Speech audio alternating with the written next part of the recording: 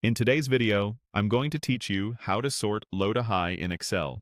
By the end, you'll know exactly how to organize your numbers, from the smallest value to the largest, while keeping your rows intact and your data accurate. First, highlight the data. Click and drag to select the cells you want to sort.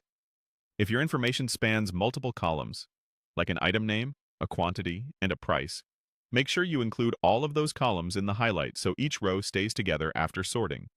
If you have a header row, include it in your selection so Excel knows what each column represents. A quick tip here: avoid leaving blank rows inside your selection, because gaps can cause Excel to treat parts of your data as separate blocks. Also, if numbers don't sort as expected, they might be stored as text.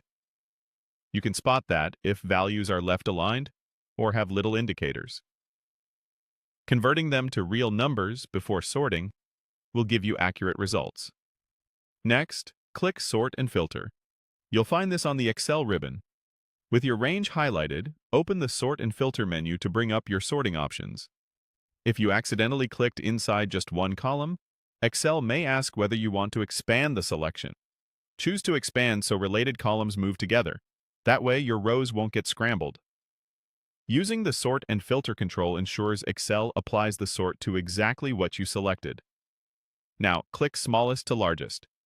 This command tells Excel to arrange the selected data in ascending order.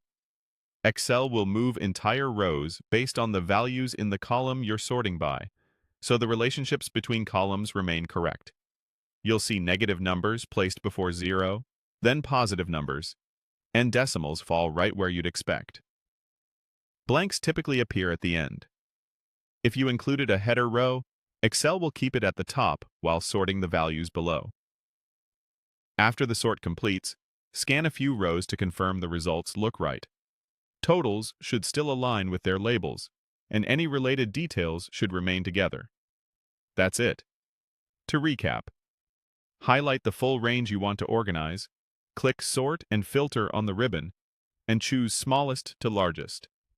This simple workflow gives you a clean, ascending list without breaking your data. If anything looks off, you can always undo and try again after adjusting your selection. Thanks for watching, and happy sorting.